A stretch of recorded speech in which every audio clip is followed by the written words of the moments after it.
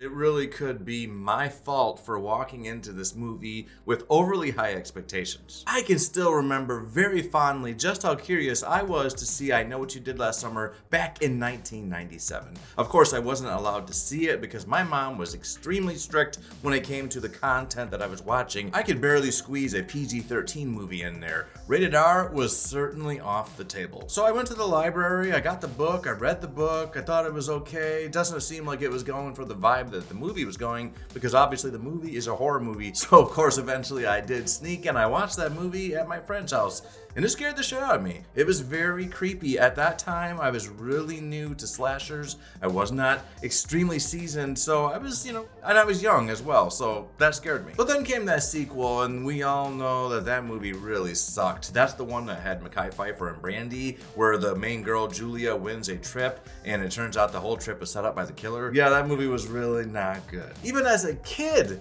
I was probably 11 or 12 at the time, I knew that that movie just sucked. I guess I didn't really realize at the time that I was a young critic to be. But here I am, I'm here as an adult, and I'm going to tell you guys why this movie, it might not be everything you're hoping it to be. Let's discuss I Know What You Did Last Summer.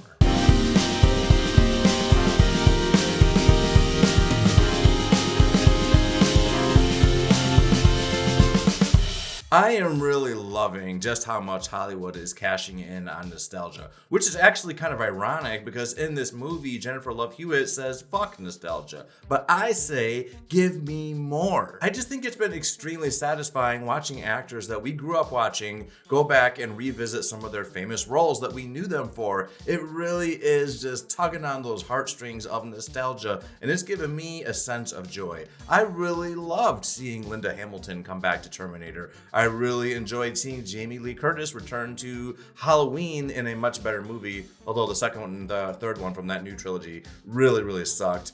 I really enjoyed seeing Neve Campbell come back for the Scream movies, and I was really overjoyed to see Freddie Prinze Jr. and Jennifer Love Hewitt come back for this movie. So let's dive in and explain that opening line that I said in the beginning of this review, because it's probably got you curious. You think you know what I'm going to say, right? And you're probably actually right. I Know What You Did Last Summer, 2025 edition, stars Madelyn Cline, Sui Wonders, Jonah Hauer-King, Tyriq Withers, Sarah Pidgeon, Freddie Prinze Jr., and Jennifer Love Hewitt. This movie plays the story very similar to that original movie. Some crazy kids are out doing some stupid shit that kids do, when they start drinking and they're partying, and then they end up causing an accident and leave the scene only for 1 year later for someone to say, hey, I know what you did last summer. Now, I have to say, much to my dismay, I really did not hate these actors, for the most part. There's some that are really good and others that are extremely annoying. And I don't know if that's just the actors or if it's the way the characters were written, but it's got a mix, which is pretty normal for a horror movie. You're definitely not supposed to be loving all these characters because that just makes it all the more brutal when they die. Although we really are in the day and age of loving to kill people's characters that they actually like, so yeah, I guess I don't know where I'm going with this. Much to my dismay, I was actually enjoying this movie for the first part of it, but then something weird happened. The killer showed up, and once the killer showed up, this movie just went nuts. These kills were not nearly as cool as they were back in the day, and these characters were making very stupid decisions that had me sitting there thinking, why are they doing that? That's pretty standard. We all do that when we're watching the movie because we have a perspective that the characters don't have, but this movie had too much of that. Not to mention, this movie's biggest travesty is that it wasted these returning actors, Freddie Prinze Jr. and Jennifer Love Hewitt, and there's even a secret cameo that also is wasted. Not to mention, it just does not make any sense. It feels like forced member berries. I don't think anyone would call that original movie a fantastic movie. It's a slasher movie. They're not usually that good. The list of great slasher movies is not very long, and that original movie, it was not great.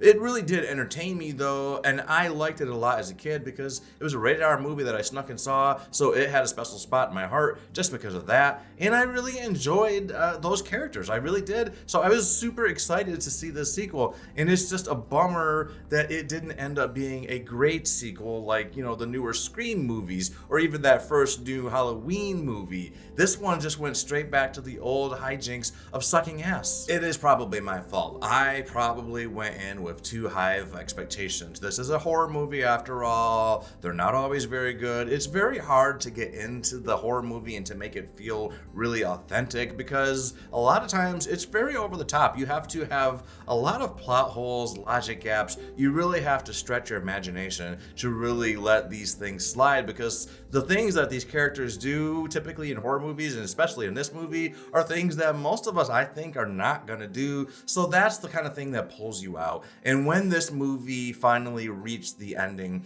and they decided to reveal who the killer was, well, then the movie just totally went goofy. I mean, I hated this reveal. It was an awful reveal. It did not feel epic. It did not feel earned.